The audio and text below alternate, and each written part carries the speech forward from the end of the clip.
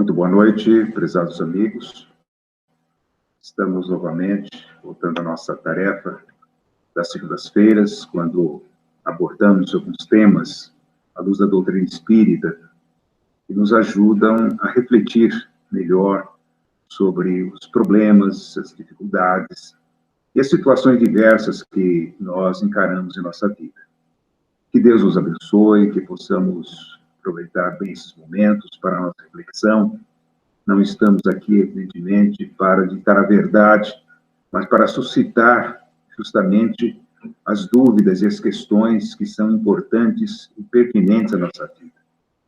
Hoje nós escolhemos por tema a prece, a necessidade ou opção. A prece é algo importante na vida de todos nós, sabemos disso.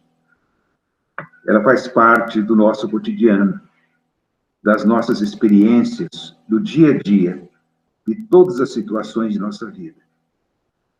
Mesmo daqueles que não estão ligados a nenhum credo religioso, e até mesmo daqueles que podem se dizer ateus, não crentes, aqueles que não acreditam na existência de Deus, nem mesmo na continuidade da vida após esta vida.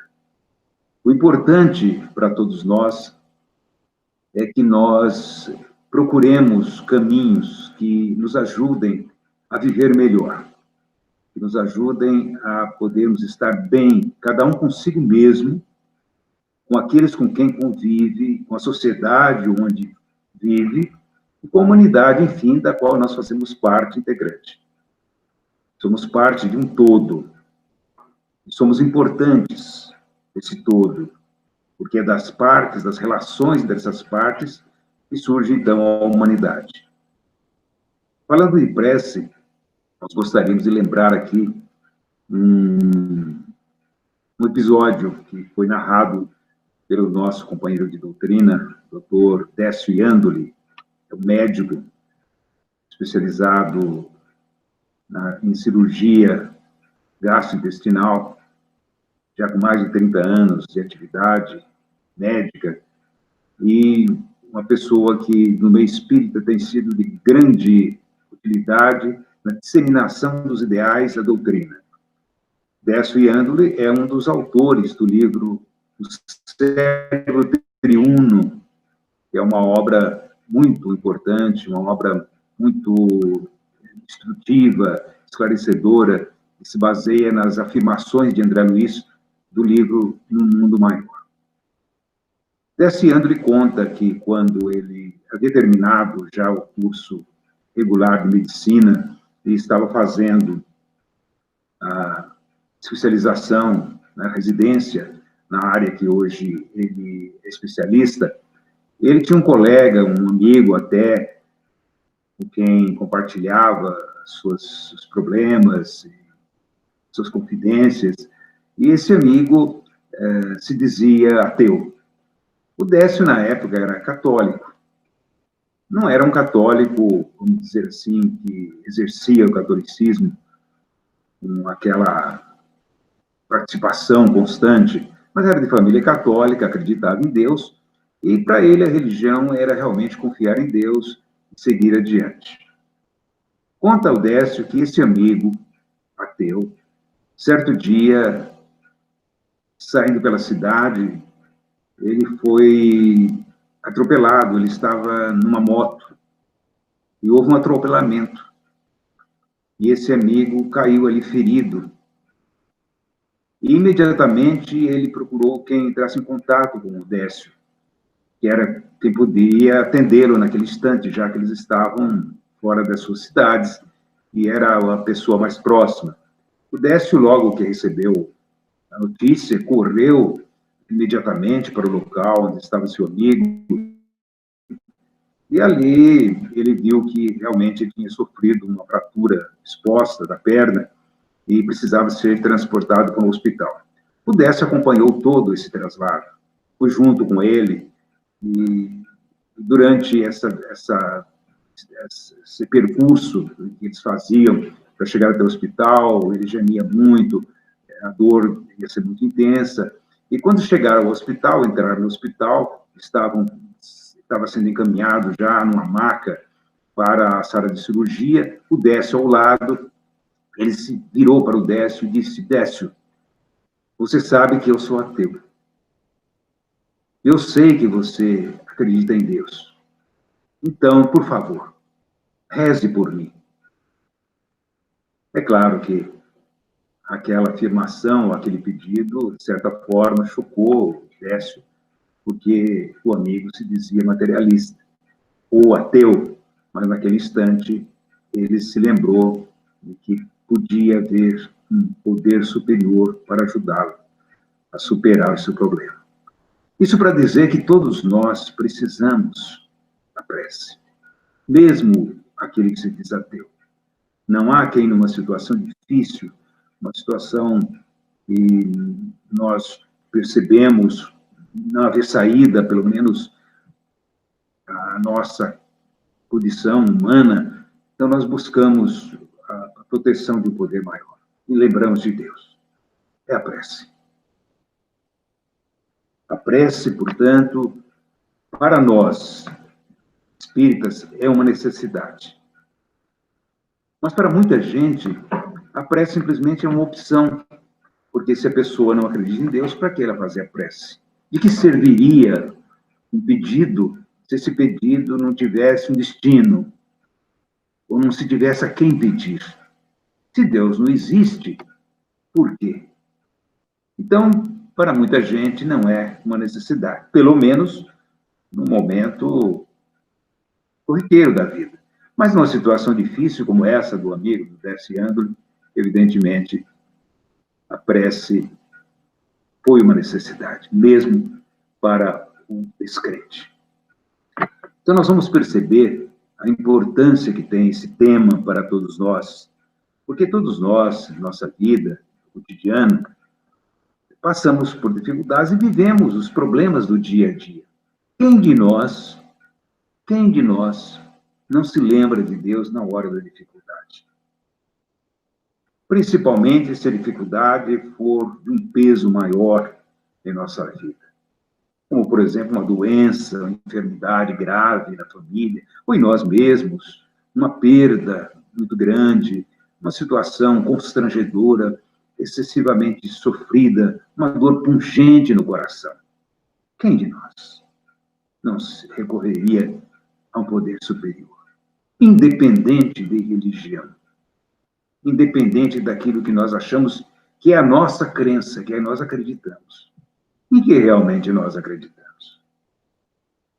Na verdade, o problema da prece, que seria, no fundo, esse contato com Deus, ou esse contato com as forças superiores da vida, sempre existiu na espécie humana, desde que o homem tomou consciência da sua vida, da sua pequenez diante da natureza, diante desse universo imenso. Sempre buscamos proteção maior. Allan Kardec, nas suas obras, ele nos lembra muito bem que nunca existiu um povo ateu. Nunca existiu um povo, na sua origem, lá primitiva, que não tivesse uma crença qualquer nos poderes superiores da vida. Que esses poderes, muitas vezes, se confundiam com a própria natureza. O animismo, a primeira expressão da religião, era o animismo. A religião da natureza, o poder da natureza, do sol, da lua, das estrelas, das montanhas, do mar, dos rios, os nossos índios. Então, buscamos essa proteção, porque nós precisamos dela, porque ela realmente se torna necessária para nós. E o homem, então, na pequenez, na limitação da sua inteligência, da sua capacidade de pensar, do seu raciocínio, ele sentia essa necessidade. Porque, na verdade, como vocês estão vendo aí, nós não somos totalmente livres perante a natureza. Não somos livres. Os vegetais, menos livres do que nós. Eles estão aí enterrados no solo, né? De onde eles não podem se movimentar, e depende das condições daquele ambiente, do próprio solo, depende dos sais minerais, depende das substâncias que a terra possa fertilizar e possa trazer recursos para a manutenção da vida. Os animais, embora eles se locomovam, eles também dependem da natureza. O homem, evidentemente, talvez seja aquele que acha que não depende, porque o homem tem recursos que nem os vegetais, nem os animais possuem, que é a inteligência. A inteligência humana transcende os limites da matéria. A inteligência não é nada material. A inteligência é invisível, mas ela se manifesta através daquilo que o homem pode fazer, que o homem faz. E quanto o homem já não fez, desde o surgimento da espécie humana na Terra até hoje, século 21 depois de Cristo. Nós estamos utilizando uma ferramenta, produto de uma tecnologia avançada, que não será tão avançada quando nós chegarmos a 100, 200 anos, nós teremos recursos muito mais especializados, muito mais sofisticados do que hoje. Tudo produto da inteligência humana. Onde está essa inteligência? De onde ela veio? Por quem ela é comandada? Se não foi o homem que criou a natureza, se não foi o homem com a sua inteligência, com a sua capacidade, que construiu tudo que existe de uma maneira extraordinária, quem foi? De onde veio? Não é para se perguntar? E a lei de causa e efeito, a lei de causalidade? Todo efeito inteligente é resultado de uma causa inteligente. Uma causa aleatória não poderia produzir um efeito inteligente. Uma causa não inteligente não poderia produzir um efeito inteligente. E nós, seres humanos, estamos submetidos à natureza. Agora, diante dessa pandemia, nós estamos passando por uma crise que nós chamamos de pandemia, que é a extensão de uma doença para o mundo todo, através de um vírus, um ser visível aos nossos olhos, que se multiplicou, que teve uma transmutação genética e passou a ameaçar o homem em todos os continentes. Onde está a nossa liberdade? Hoje, porque nós temos que tomar todos os cuidados, temos que lavar as mãos, com água, sabão, com gel, temos que usar máscaras, temos que nos ater às orientações das autoridades médicas quanto ao distanciamento social, quanto ao isolamento social. Não somos nós que estamos mandando isso. Isso é imposição da própria natureza. É a natureza que está exigindo de nós. Está mostrando qual o nosso limite, até onde nós podemos ir. Então, por maior a inteligência humana, nós estamos submetidos à natureza. Podemos escolher uma série de coisas, temos uma abertura grande, mais que os animais, mais que os vegetais. Mas, por exemplo, nós não podemos escolher se nós vamos nos alimentar ou não. Porque sem alimento, nós não vivemos. Quem determina isso? A natureza. Então, há muitas coisas que nós não podemos escolher. Nós temos aí o assédio das doenças, a vida é curta, pode ser mais curta do que nós imaginamos, não somos nós que estabelecemos o início e o final da vida. Por quê? Porque isso pertence à natureza. Então, diante de tudo isso que nós estamos falando, nós percebemos as nossas limitações e percebemos que há um poder maior. Nós estamos falando de prece, de oração, justamente isso. Nós temos que ter uma ligação com um poder maior, Porque nós temos poderes que ainda desconhecemos, pela nossa natureza não humana, mais do que humana, pela nossa natureza divina, pela nossa natureza espiritual. Jesus fez uma ligação muito interessante a respeito da liberdade, porque quando nós falamos aí que não somos tão livres quanto nós pensamos, porque nós somos limitados às forças da natureza, Jesus soltou essa frase que se imortalizou: conhecereis a verdade e a verdade vos libertará. Não pode haver uma afirmação tão correta, tão necessária, tão importante quanto essa. É, na verdade, o que nós conseguimos. O homem só conseguiu alcançar esse estágio de liberdade que hoje ele tem por causa do seu conhecimento. Os animais não conseguiram. Nós podemos encontrar o ser humano vivendo em qualquer parte do planeta, desde o deserto de Saara até as regiões polares. Nós encontramos seres humanos, mas não encontramos animais em todos os climas, em todas as latitudes, em todos os lugares. Porque o ser humano já conseguiu ampliar sua capacidade de ser livre através do seu conhecimento.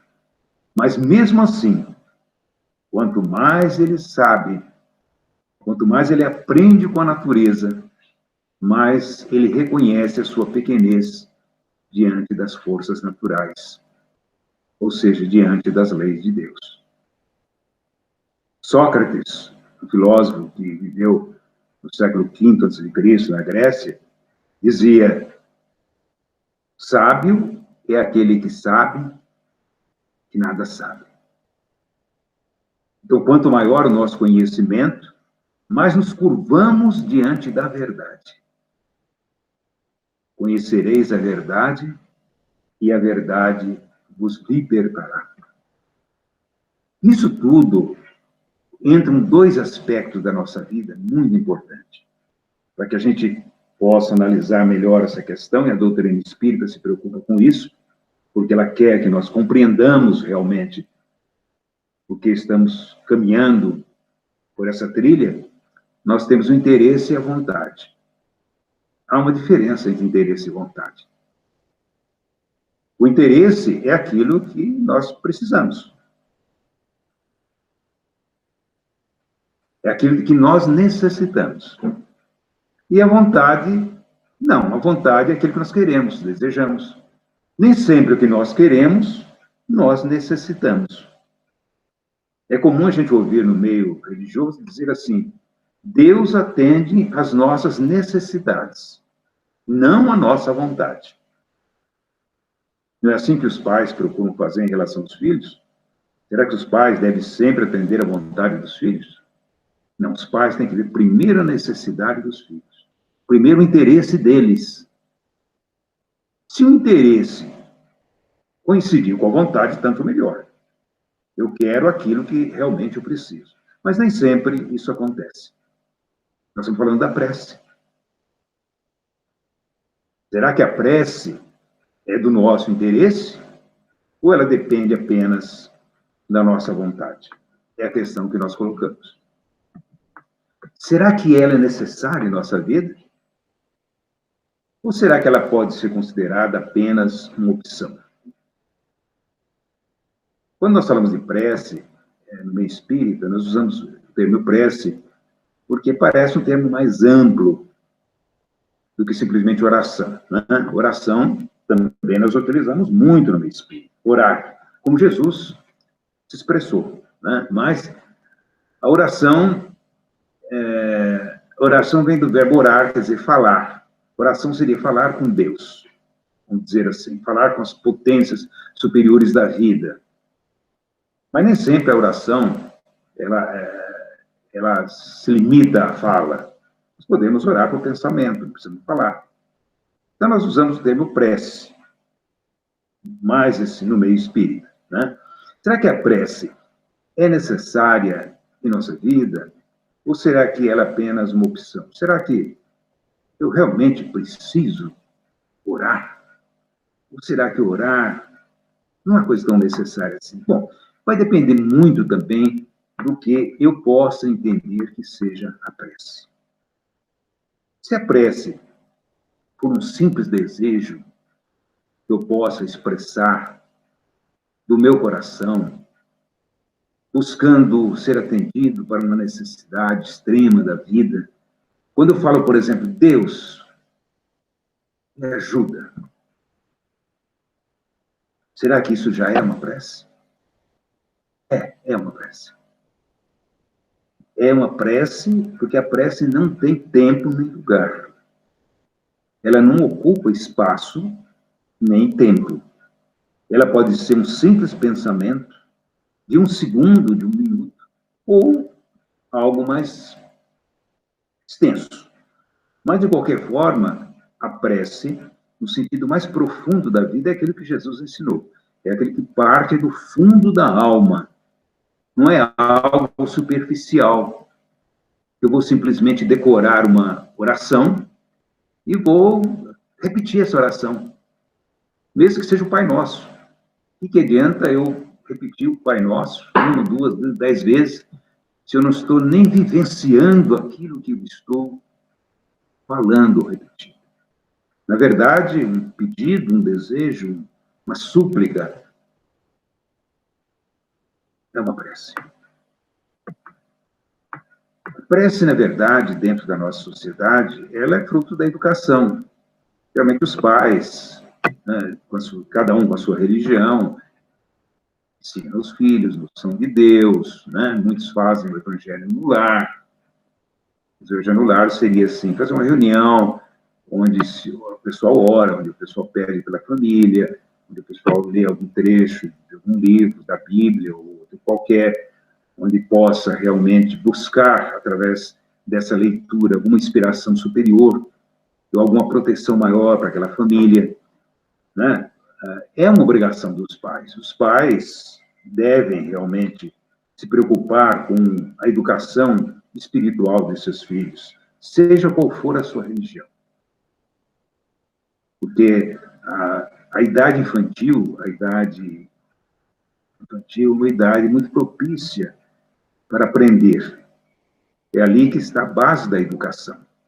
O que nós não damos na infância, fica muito difícil depois resgatar isso na adolescência, mais ainda, pior ainda, na idade adulta. Né? Estimular os bons hábitos, por quê? Porque, evidentemente, se nós estamos orando, se nós estamos pensando em Deus, nós temos que estar realmente procurando vivenciar pelo menos aqueles minutos com um sentimento elevado. E isso deve nos estimular a sermos bons, a respeitar as pessoas, amar as pessoas, ter consideração, tratar bem todos, né? Amar o semelhante, amar o próximo, que Jesus falou.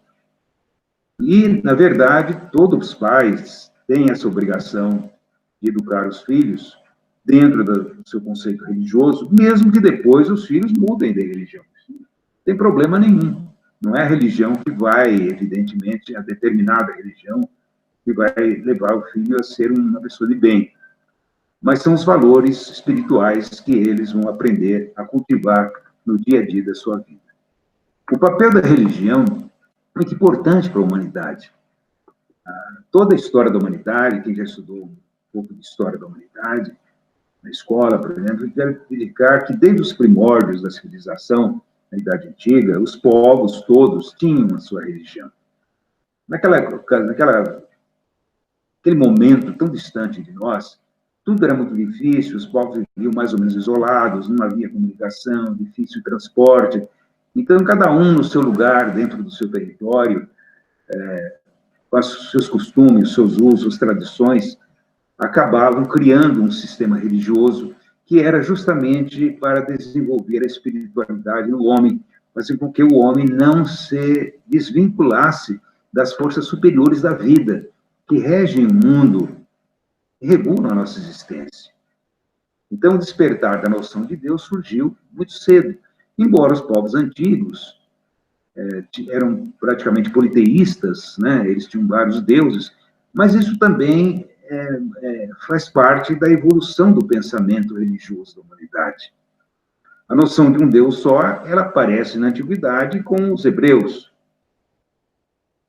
mas outros povos tinham outras visões da vida, outras visões da divindade, o que não invalida o sentimento e a importância da religião no desenvolvimento dos povos. Um povo como o Egito, os egípcios, por exemplo, foi um povo que se desenvolveu muito, foi muito importante na história do mundo. Um povo como os hebreus, como os gregos, como os romanos, foram importantes. E todos eles tinham, cada um, a sua religião. E essas religiões realmente sustentavam o espírito de realização, de trabalho, de vida daqueles povos. Evidentemente, dentro dos padrões morais, de conhecimento, das limitações que eles tinham para aquela época. Então, na verdade, as religiões foram se desenvolvendo, foram surgindo em todo o mundo, né? E aqueles que tinham a sua religião queriam que os outros, todos, tivessem a mesma religião. Porque a religião nasceu da crença local, da crença, primeiro dentro da família, depois dentro da tribo, depois dentro da cidade, estado, da nação. Então, cada povo tinha a sua religião e achava que a sua religião era a única. Era a religião realmente que podia levar a algo de glorioso ao ser humano. Por isso, aquele arrastamento para que os cultos, né, fossem, de cada povo, fossem sempre os melhores. Mas houve uma evolução do pensamento religioso. Hoje, evidentemente, nós temos uma outra visão da religião do que tinham os povos da Idade Antiga e mesmo da Idade Média. Se nós procurarmos a Bíblia, por exemplo, vamos encontrar no Êxodo, que é o segundo livro da Bíblia, nós vamos encontrar algumas coisas interessantes, só para dar um exemplo de como o povo via a questão da relação do homem com Deus. Nós estamos falando de prece, estamos falando de oração. Como que se via isso naquela época? Na época de Moisés, talvez 1.300 anos, ou antes, 1.500 anos, 1.800 anos antes de Cristo, na época de Abraão, por exemplo, eles tinham uma relação um tanto diferente com Deus. Então, aqui no Êxodo, no capítulo 35, um versículo, né, alguns versículos, 4 a 9, onde Deus fala com Moisés. Veja que interessante. Disse mais Moisés a toda a congregação dos filhos de Israel: esta é a palavra que o Senhor ordenou, dizendo. Então, Moisés está repetindo aquilo que ele ouviu de Deus. Entre vós, uma oferta para o Senhor, tomai entre vós uma oferta para o Senhor, cada um cujo coração é voluntariamente disposto a trará por oferta alçada ao Senhor. Ouro, prata e bronze, como também azul, púrpura, carmesim, linho puro, pelos de cabras, peles de carneiros tintos de vermelho, peles de golfinho, madeiras de acácia, azeite para a luz, especiarias para o óleo da unção e para o incenso aromático, pedras de berilo, pedras de engaste, para a estola sacerdotal e para o peitoral. Veja como que era interessante. A relação com Deus era assim, eles acreditavam em Deus, mas um Deus muito materializado, um Deus muito humano. Por que eles acreditavam? Porque era o que eles podiam conceber. Eles concebiam um Deus muito humano, muito próximo deles. E esse Deus, naturalmente, segundo eles, tinha as mesmas necessidades que eles têm. Então, esse Deus, por exemplo, precisava que fosse cultuado com coisas muito preciosas. Ele exigia ouro, exigia prata, exigia bronze, então não era muito fácil cultuar os deuses antigos. Alguns povos exigiam sacrifício de vida. Os hebreus, de vida animal. Mas havia povos até que exigiam sacrifício de vida humana. Nós vamos, por exemplo, um episódio na própria Bíblia, do Abraão em relação ao seu filho Isaque, né? O Abraão, quase que ele acaba sacrificando o Isaque para Deus, porque Deus teria pedido para ele que fizesse isso. Então, veja como a relação com Deus era uma relação muito próxima, de como fosse de um homem para um outro homem, já que Deus era um homem, na concepção deles. E Deus era um homem, masculino, sexo masculino, evidentemente. Porque naquela época a mulher não tinha nenhuma postura mais significativa no seio da sociedade, e ela tem que se submeter totalmente ao homem. Então, quem dá ordem, quem inventa, quem cria, só pode ser o homem. Então, o Deus tinha essa concepção. O homem tinha essa concepção de Deus. Mas, quando Jesus vem, mais de 1000 anos depois, no mesmo povo, ele vendo aquele povo sofrido, ele vendo aquele povo angustiado, desapontado, decepcionado, sabendo que esse povo precisava, por necessidade imperiosa da religião, por exigência da religião, cultuar Deus, ir pelo menos uma vez ao ano ao Templo de Jerusalém, se deslocar das suas cidades, eles andando quilômetros e quilômetros a pé, ou em cima de um animal, um jumento, por exemplo, levantou da família para fazer esse culto, essa glorificação, esse louvor, né? E nem todos conseguiam, é claro. Tinha gente que não conseguia fazer isso. Então, como o povo estava muito sofrido, já tinha passado por várias situações de submissão, de escravidão, desde o tempo do Egito, eles achavam que eles estavam sendo castigados. Essa é a verdade. Porque eles não conseguiam falar com Deus.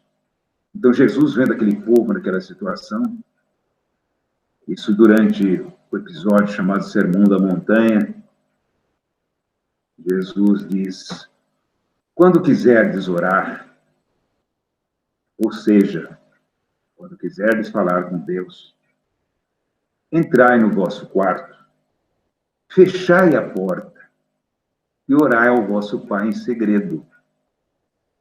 Em segredo. E vosso Pai, que vê o que se passa em segredo, recompensar-vos-á. É Mateus isso. Então, veja a sutileza das palavras de Jesus. Primeiro que no passado, Deus era considerado um rei, que estava num céu muito distante do homem. Agora não, Jesus coloca Deus como pai, não como um pai comum. Porque o pai comum pode estar agora no meu lado, daqui a pouco não está distante de nós. Não, Deus está sempre do meu lado. Ou sempre comigo, ou sempre em mim. Deus é eterna presença. Se eu olhar para todo lado e não ver ninguém, Deus está ali. Então, o que significa orar? Veja bem, o que significa prece? Um pensamento é uma prece. Um sentimento é uma prece.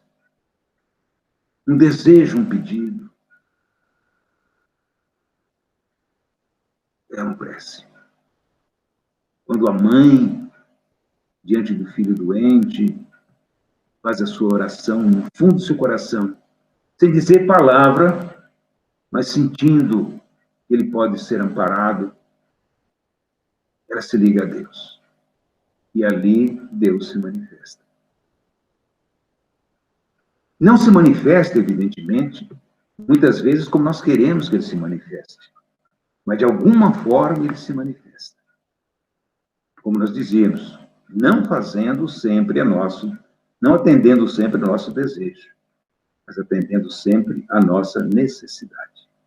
No Espiritismo, entendemos que, sendo a oração nosso encontro com Deus, aliás, essa palavra encontro também já coloca aí como se fosse um obstáculo, né? Porque Deus está em nós. Nela devemos colocar toda a pureza do nosso sentimento, toda a nobreza do nosso coração. Um sentimento puro é incompatível, com o coração contrariado ou revoltado. Significa que se um sentimento de revolta não localiza Deus. Porque Deus só está no bem. Deus só está no amor. Se eu tiver ódio contra alguém, eu já coloco um obstáculo entre mim e Deus. Então, na verdade, Jesus insiste nesse ponto, quando ele diz: quando fores fazer a tua oferta diante do altar, deixa aí a tua oferta e vá primeiro reconciliar com o teu adversário. Depois venha e faça a tua oferta. O que significa isso?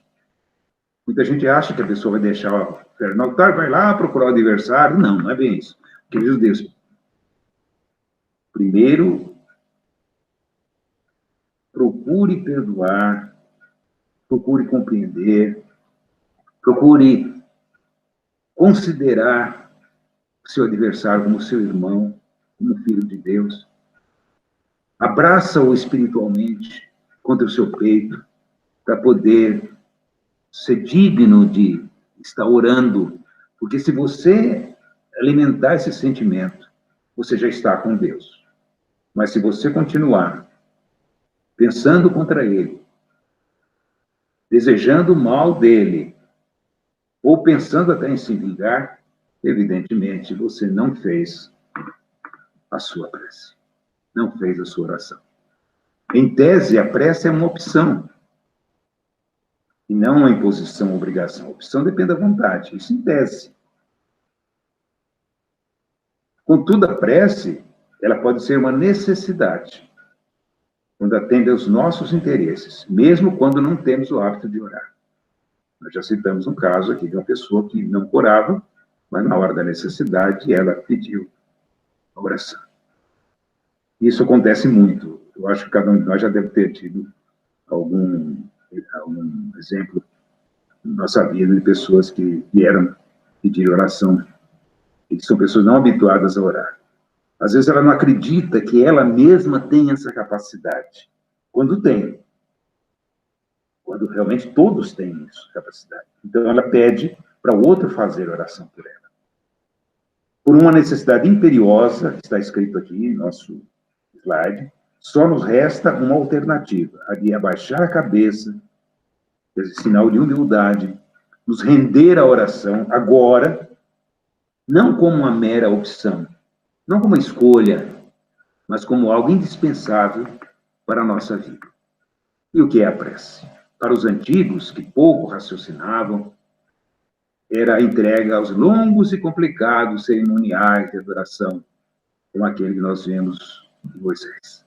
Mas para nós, a partir de Jesus, com seus novos ensinamentos, a expressão mais simples e mais silenciosa de nosso sentimento em relação a Deus, para podermos vivenciá-lo em nossa intimidade. Os espíritos disseram a Kardec: a prece não apaga nossas faltas. Não apaga nossas faltas. Nem justifica os nossos erros. Podemos cometer erros e em seguida pedir perdão.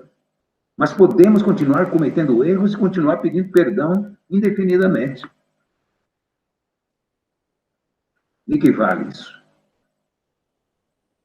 Na verdade, a verdadeira prece é o esforço que nós fazemos para não errar mais, para não reincidir no mesmo erro, no mesmo deslize.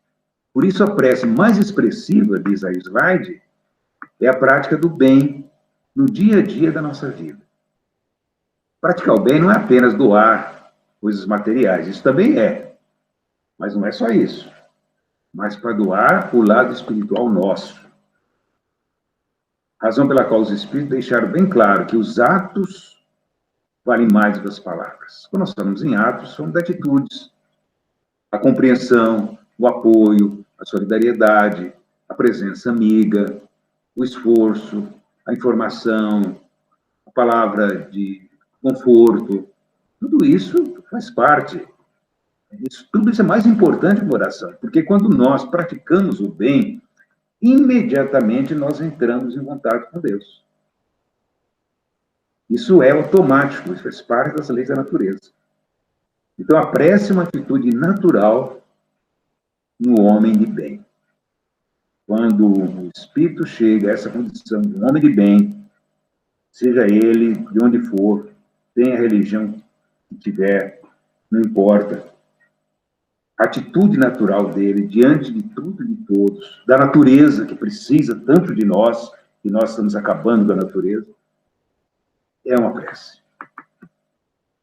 Então, para encerrar, nós já falamos bastante a respeito da necessidade da prece. A prece não precisa ter nenhum cerimonial, basta a gente fechar os olhos, entrar na intimidade do nosso ser, nosso quarto interior, e ali nós vamos sentir a presença divina nos alimentando, nos trazendo paz, harmonia e, sobretudo, força, coragem diante das dificuldades naturais que nós vamos ter que resolver, porque o que Deus quer é que nós possamos progredir espiritualmente e alcançar a nossa própria felicidade. Essa oração do amanhecer eu achei muito interessante, embora ela seja uma oração que seja muito difundida, não tem um autor determinado, ela está de domínio público, mas uma oração que diz muita coisa e praticamente tudo que nós precisamos em nossa prece.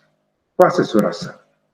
Do amanhecer, mas ela pode ser feita em qualquer horário, qualquer dia, qualquer hora, né? Vamos fazer. Senhor, no silêncio deste dia que amanhece, venho pedir-te a paz, a sabedoria e a força. Quero olhar hoje o mundo com os olhos cheios de amor. Ser paciente, compreensivo, manso e prudente. Quero ver meus irmãos, além das aparências humanas, teus filhos como tu mesmo vês. E assim não ver senão bem em cada um deles. Cerras meus ouvidos, Senhor, a toda calúnia, guarda minha língua, toda maldade, que só de bênção se enche meu espírito, que eu seja tão bondoso e alegre, que todos quantos se achegarem a mim, sintam a tua presença. Reveste-me de tua beleza, e que no decurso deste dia eu te revele a todos. Que assim seja. Muito obrigado.